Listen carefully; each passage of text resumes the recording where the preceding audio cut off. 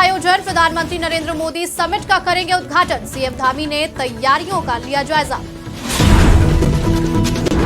चुनावी नतीजों के बाद इंडिया गठबंधन को बड़ा झटका, बैठक में शामिल नहीं होंगी ममता बनर्जी। खतरनाक हो रहा चक्रवात मिगजॉम, प्रशासन ने जारी किया अलर्ट। ट्रेनें रद्द, स्कूल कॉलेज सब में बंद।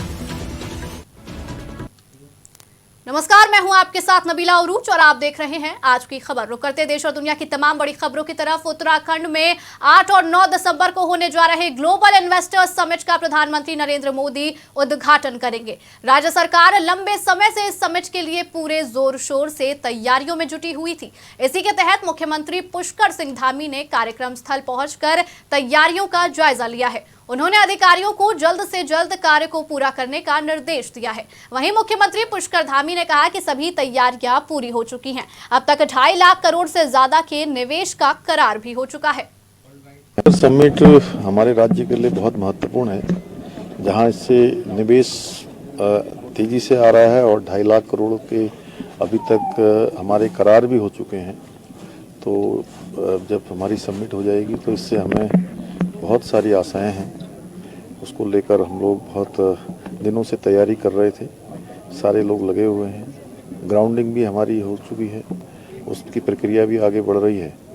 इससे जहां निवेश बढ़ेगा, हमारे राज्य की आर्थिकी बढ़ेगी, इसके साथ साथ नौजवान युवाओं को। हाल ही में 4 राज्यों में हुए विधानसभा चुनाव में 3 राज्यों में बीजेपी ने जीत की हैट्रिक लगाई है। बीजेपी की यह जीत विपक्षी इंडिया गठबंधन के लिए खतरे की घंटी है। ऐसे में विपक्षी इंडिया गठबंधन की अहम बैठक होने जा रही है, लेकिन इस बैठक से पहले विपक्षी गठबंधन को बड़ा झटका लगा है।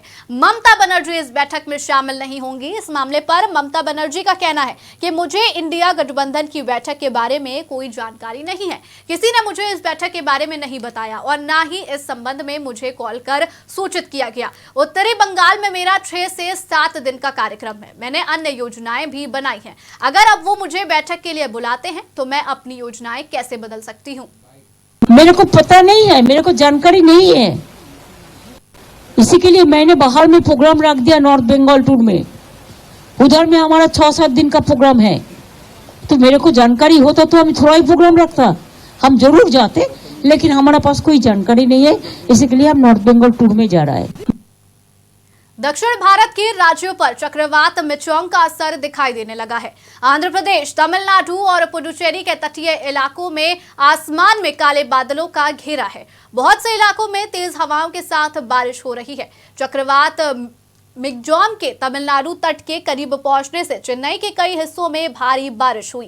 कई पेड़ उखड़ गए हैं। आपको बता दें, कांचीपुरम में भी तेज बारिश हुई। बारिश की वजह से सड़कों पर जल भराव हुआ। प्रभावित राज्यों के कई इलाकों में इतनी बारिश हुई कि जगह जगह जल भराव हो गया, जिससे यातायात पूरी तरह प्रभावित है। चेन्नई की सड़कों से लेकर सबवे और रनवे सब पानी पानी हो गया है। इसी के चलते स्कूल कॉलेज बंद कर दिए गए हैं। ट्रेनें, फ्लाइट्स भी रद्द कर दी गई हैं। वहीं 5 दिसंबर तक इसके नेल्लोर और मछलीपट्टनम के बीच दक्षिण आंध्र प्रदेश के तट से टकराने की आशंका है। इस दौरान 80-90 किलोमीटर प्रति घंटे की रफ्तार से हवा चलने का अनुमान लगाया जा रहा है।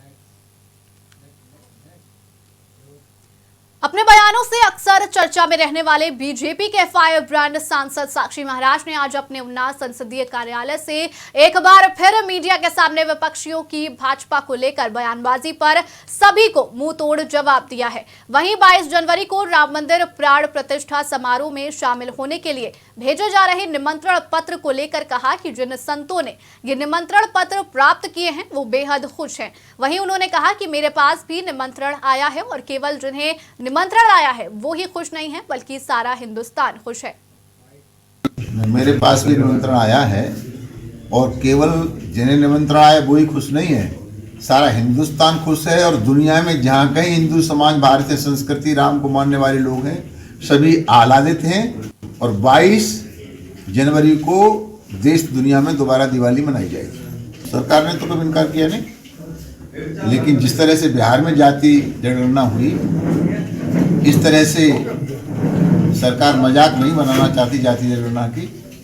विचार किया जाएगा, महत्वपूर्ण मुद्दा है। केंद्र प्रदेश सरकार विचार करके फिलहाल इस बुलेटिन में इतना ही। देश और दुनिया की तमाम बड़ी खबरों के लिए और तमाम अपडेट्स के लिए बने रहिए आज की खबर के साथ।